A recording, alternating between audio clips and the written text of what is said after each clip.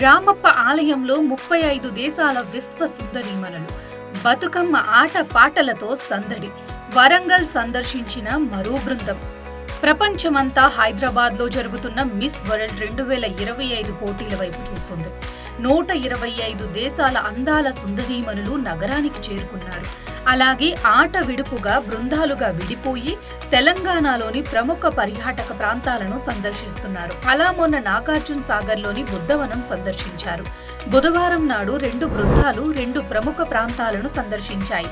మొదట యూరప్ దేశాలకు చెందిన 35 మందితో కూడిన విశ్వ సుందరీమణులు తమ దేశాల ప్రతినిధులతో కలిసి బయలుదేరారు.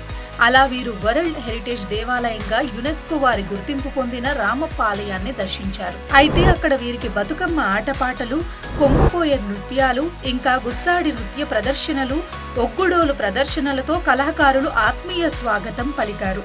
అయితే సుందరీమణులు కూడా బతుకమ్మ ఆటపాటల్లో పాల్గొని సందడి చేశారు. అక్కడికి రాష్ట్ర పంచాయతీరాజ్, గ్రామీణాభివృద్ధి, స్త్రీ శిశు సంక్షేమ శాఖ మంత్రి సీతక్క చేరుకున్నారు. ఆమె చుట్టూ చేరిన సుందరీమణులు ఆలయ విశేషాలు ఆసక్తిగా అడిగి తెలుసుకున్నారు. ఆమెతో ఫోటోలు, సెల్ఫీలు దిగారు. అనంతరం అక్కడ తెలంగాణ సంప్రదాయ వస్త్రాలలో రామప్ప చెరువు వద్ద ఫోటోషూట్లో పాల్గొన్నారు.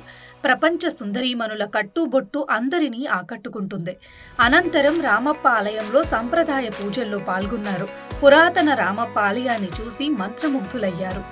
జిల్లా collector TS Divakar, SP Sabarish, ఇంకా అధికారులు, పోలీసులు పలువురు పాల్గొన్నారు.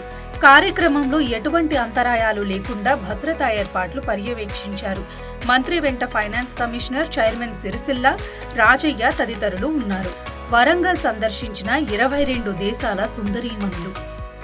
అమెరికా, ఇతర దేశాలకు చెందిన 22 మంది సుందరీమణులు వరంగల్ చేరుకున్నారు. అక్కడ 1000 స్తంభాల గుడి చూసి తన్మయత్వానికి లోనయ్యారు. దేవాలయ విశిష్టతను, కాకతీయుల వైభవాన్ని గైడ్లు వివరించారు. ఎక్కడ కూడా సుందరీమణులు తెలంగాణ సాంప్రదాయ రీతిలో తెలుగుదనం ఉట్టిపడేలా చీరకట్టులో మెరిసిపోయారు. ఆలయంలోని భారీ నందీశ్వరుడి విగ్రహం చూసి అబ్బురపడ్డారు. వీరు కూడా నందీశ్వరుడి చెవిలో కోరికలు చెబుతూ ఈశ్వరుడికి ప్రార్థనలు చేశారు. విగ్రహానికి అభిషేకాలు చేశారు. అనంతరం వేద పండితుల ఆశీర్వచనం తీసుకున్నారు. అనంతరం అక్కడే గుడిమెట్లపై కూర్చుని ఫోటోలు తీసుకున్నారు. తెలంగాణ జరూర్ అంటూ ఉత్సాహంగా నినాదాలు చేశారు.